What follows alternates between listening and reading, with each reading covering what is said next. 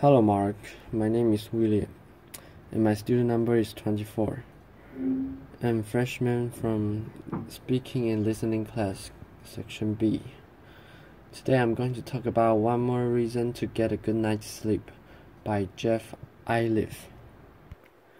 Sleep is something we spend about a third of our lives doing, but do any of us really understand what it's all about? 2,000 years ago, Galen, one of the most prominent medical researchers of the ancient world, proposed that while we're awake, our brain's motive force, its juice, would flow out to all the other parts of the body, animating them but leaving the brain all dried up. And he thought that when we sleep, all this moisture left fuel the rest of the body would come rushing back, rehydrating the brain and refreshing the mind. Now, that sounds completely ridiculous to us now, but Galen was simply trying to explain something about sleep that we all deal with every day.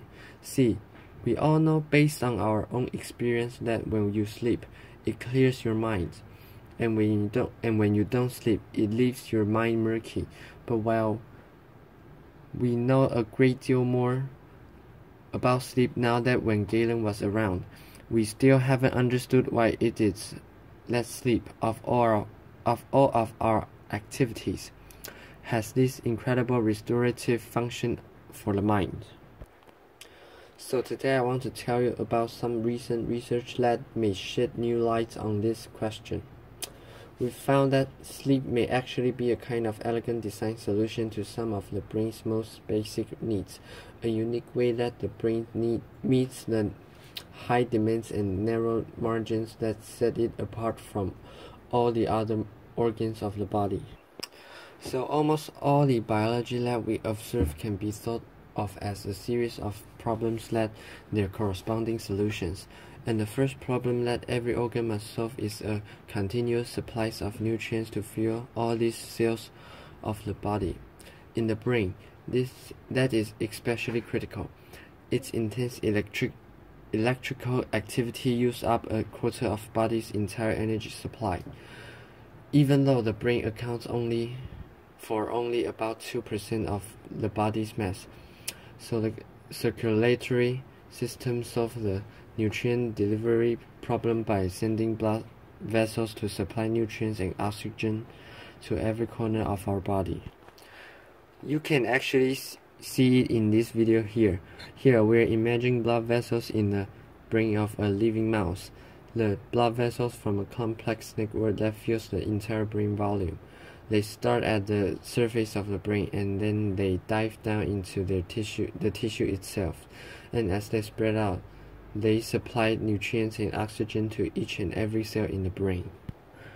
Now, just as every cell requires nutrients to fuel it, every cell also produces waste as a byproduct, and the clearance of that waste is a second basic problem that each organ has to solve. This diagram shows the body's lymphatic system, which has evolved to meet this need. It's a second parallel network of vessels that extends throughout the body. It takes up proteins and other waste from the spaces between the cells. It collects them and then dumps them into the blood so they can be disposed of. But if you look really closely at this diagram, you'll see something that doesn't make a lot of sense. So if we were to zoom into this guy's head, one of the things that you will see there is that there are no lymphatic vessels in the brain. But that doesn't make a lot of sense, does it? I mean, the brain is this intensely active organ that produces a correspondingly large amount of waste that must be efficiently cleared, and yet it lacks lymphatic vessels, which means that the approach that the rest of the body takes to clearing away its waste won't work in the brain. So how then does the brain solve its waste clearance problem? Well, that seemingly mundane question is where our group first jumped into this story. And what we found as we dove into the brain, down among the neurons and the blood vessels, was that the brain's solution to the problem of waste clearance. It was really unexpected. It was ingenious, but it was also beautiful. Let me tell you about what we found. So the brain has this large pool of clear fluid called cerebrospinal fluid. We call it the CSF. The CSF fills the space that surrounds the brain, and the waste from inside the brain makes their way out to the CSF, which gets dumped, along with the waste, into the blood. So in that way, it sounds a lot like the lymphatic system, doesn't it? But what's interesting is that the fluid and the waste from inside the brain, they don't just percolate their way randomly out to these pools of CSF. Instead, there is a specialized network of plumbing that organizes and facilitates this process. You can see that in these videos here. We're again imaging into the brains of living mice. The frame on your left shows what's happening at the brain's surface, and the frame on your right shows what's happening down below the surface of the brain, within the tissue itself. We've labeled the blood vessels in red, and the CSF that's surrounding the brain will be in green. Now, what was surprising to us was that the fluid on the outside of the brain, it didn't stay on the outside. Instead, the CSF was pumped back into and through the brain along the outside of the blood vessels, and as if flushed down into the brain along the outside of the vessels. It was actually helping to clean the waste from the spaces between the brain cells. If you think about it, using the outside of these blood vessels like this is a really clever design solution, because the brain is enclosed in a rigid skull and it's packed full of cells, so there is no extra space inside it for a whole second set of vessels like the lymphatic system. Yet the blood vessels, they extend from the surface of the brain down to reach every single cell in the brain, which means that fluid that's traveling along the outside of these vessels can gain easy access to the entire brain volume. So it's actually this really clever way to repurpose one set of vessels, the blood vessels, to take over and replace the function of a second set of vessels, the lymphatic vessels, to make it so you don't need them. And what's amazing is that no other organ takes quite this approach to clearing away the waste of between its cells. This is a solution that is entirely unique to the brain. But our most surprising finding was that all of this, everything I just told you about, with all this fluid rushing through the brain, it's only happening in the sleeping brain. Here, the video on the left shows how much of the CSF is moving through the brain of a living mouse while it's awake. It's almost nothing, yet in the same animal, if we wait just a little while until it's gone to sleep, what we see is that the CSF is rushing through the brain, and we discovered that all at the same time when the brain goes to sleep, the brain cells themselves seem to shrink, opening up space between them, allowing fluid to rush through and allowing waste to be cleared out. So it seems that Galen may actually have been sort of on the right track when he wrote about fluid rushing through the brain when sleep came on. Our own research, now it's 2,000 years later, suggests that what's happening is that when the brain is awake and it's at its most busy, it puts off clearing away the waste from the spaces between its cells until later, and then when it goes to sleep and doesn't have to be as busy, it shifts into a kind of cleaning mode to clear away the waste from the spaces between its cells. The waste that's accumulated throughout the day.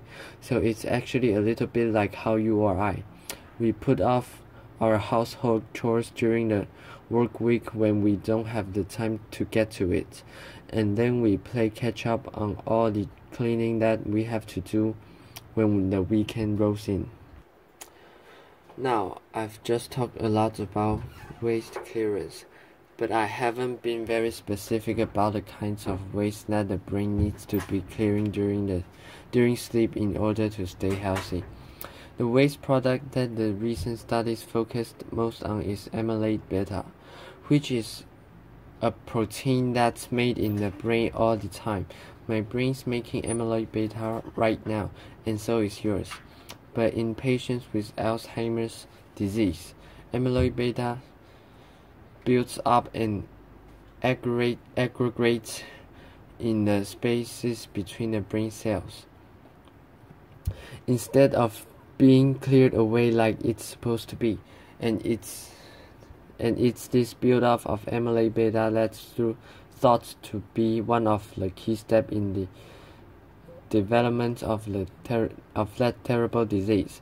So we measured how fast amyloid beta is cleared from the brain when it's awake versus when it sleeps. And we found that indeed the clearance of amyloid beta is much more rapid from the sleeping brain. So if sleep, then, is part of the brain's solution to the problem of waste clearance, then this waste dramatically change how we think about the relationship between sleep, amyloid beta, and Alzheimer's disease.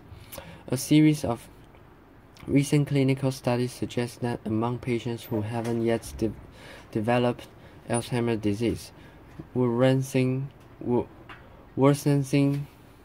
sleep quality and sleep duration are associated with a greater amount of amyloid beta building up in the brain.